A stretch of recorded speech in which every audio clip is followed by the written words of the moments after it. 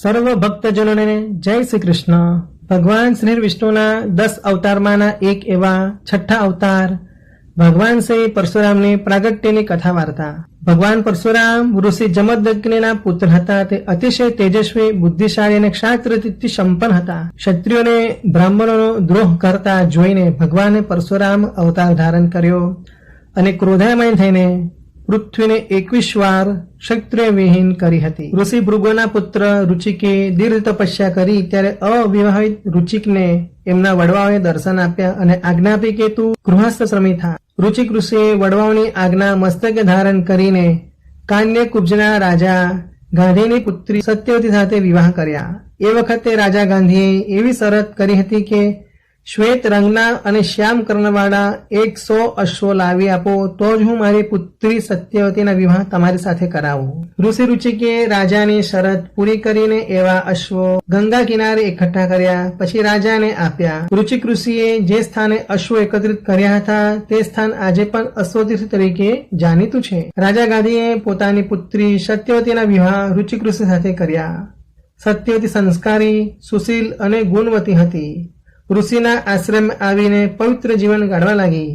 રાજકન્યા હોવાની વાત જ જાણે એ ભૂલી ગઈ હતી. ગાંધી રાજાને સંતાનમાં એકમાત્ર સત્યવતી નામની પુત્રી જ હતી. સત્યવતીને પણ કોઈ સંતાન ન હતું. એકવાર ગાંધી રાજા અને રાણી રુચિક ઋષિના આશ્રમ આવ્યા.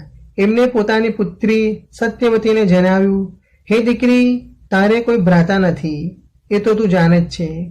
તારા સ્વામી મહાસમર્થ તપસ્વી છે. તારા પિતાનો વંશ રહે તે માટે ઋષિ આશીર્વાદ આપે.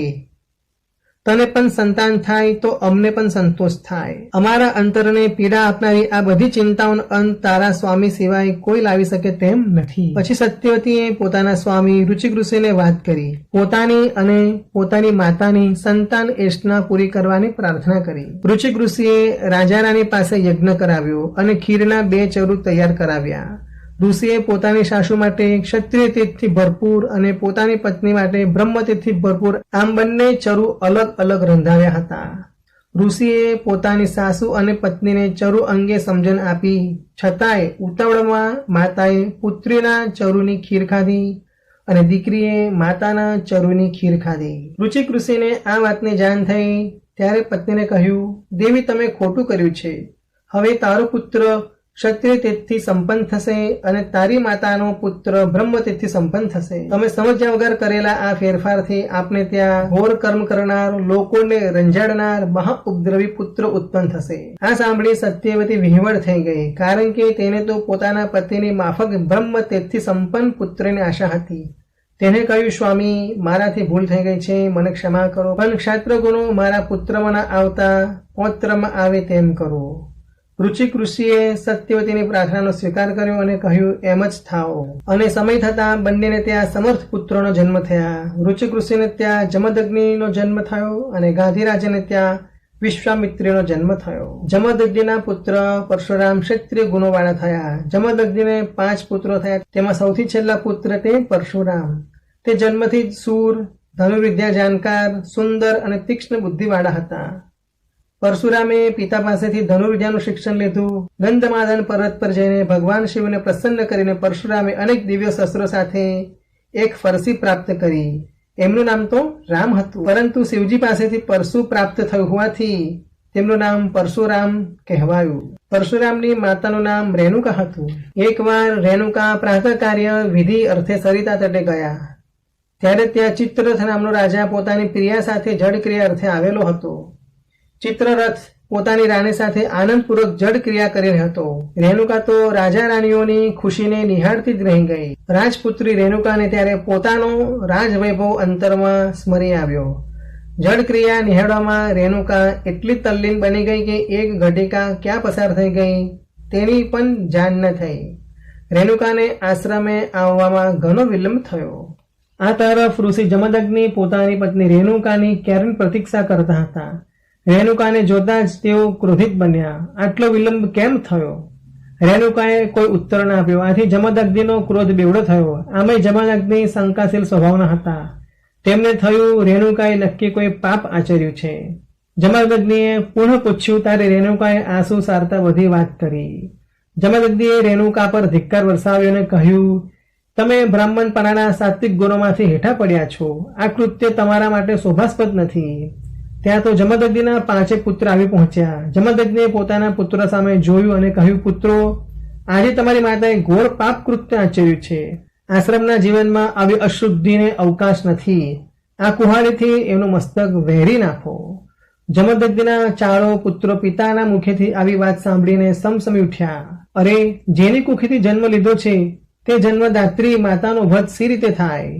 4 પુત્રોએ પિતાના આદેશને ગણકાર્યો નહીં. આથી જમદગ્નિ ઋષિએ તેમને શ્રાપ આપ્યો. જમદગ્નિ ઋષિએ પરશુરામને આદેશ આપ્યો. આવા કઠોર આદેશથી પરશુરામ વિચારમાં પડી ગયા કે હવે શું કરવું.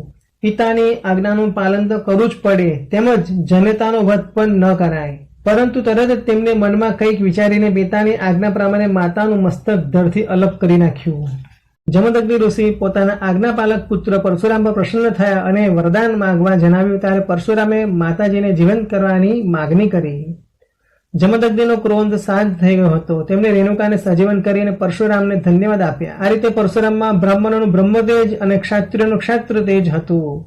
બીજી તરફ ક્ષત્રિયો અધર્મી થતા પરશુરામે હથિયાર હાથમાં લીધા અને નૂતન સમાજની રચના કરવા માટે કટિબદ્ધ બન્યા. એમાં મહિષ્મતીનો રાજા સહસ્ત્રજુન, કે જેનું નામ કાર્તિવીર્ય પણ હતું, એ ઋષિમુનિઓને ભારે સંતાપ આપતો. એકવાર તે ઋષિ જમદગ્નિના આશ્રમે આવ્યા.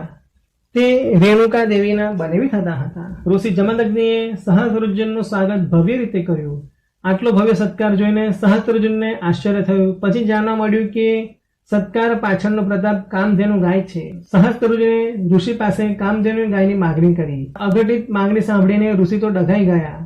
કામધેનુ તો દેવતાએ ગાય છે, તે કોઈને કેમ અપાય? સહસ્ત્રજુનને પોતાની શક્તિ પર પૂરો ભરોસો હતો. તેને 1000 હાથ હતા. તે પરાક્રમી અને શક્તિશાળી હતો. તે મદમાં છકીને કામધેનુ ગાયને પરાણે લઈ જવા લાગ્યો. પરંતુ ગાય એક પગલું પણ આગળ વધી નહીં. આથી છેવટે સહસ્ત્રજુને ગાયનો વાછરડો લઈને ભાગ્યો. આ તરફ કામધેનુ ગાય પોતાના વાછરડા વગર ભાંભરવા લાગી. ત્યાં તો પરશુરામ આવ્યા. ઋષિ જમદગ્નિ અને રેણુકાએ દુઃખી હૃદયે તેમની સહસ્ત્રજુના અત્યાચારની કથા કહી સંભળાવી. સહસ્ત્રજુના અત્યાચાર સાંભળીને પરશુરામના ક્રોધની કોઈ સીમા રહી નહીં. તેઓ સીધા મહિષ્મતી પહોંચ્યા અને બંને વચ્ચે ભયંકર યુદ્ધ શરૂ થયું. પરશુરામે સહસ્ત્રજુનના 1000 હાથ વાળી નાખ્યા અને તેના ગર્વનું ખંડન કર્યું. છેવટે તેને યમસદન પહોંચાડી દીધો. આમ તેને યોગ્ય દંડ આપીને અને વાછરડાને લઈને પરશુરામ પાછા ફર્યા. આ તરફ સહસ્ત્રજુનના પુત્રો પોતાના પિતાને હનનારનો વધ કરવા તલપાપડ બન્યા હતા. પરંતુ પરશુરામ સમક્ષ જવાની તેમની હિંમત ન હતી. તે કાયરોને આખરે એકવાર વેર વાળવાની તક મળી ગઈ. એકવાર સહસ્ત્રજુનના પુત્રો જમદગ્નિ ઋષિના આશ્રમમાં આવ્યા. ત્યારે આશ્રમમાં ઋષિ જમદગ્નિ સિવાય કોઈ ન હતું.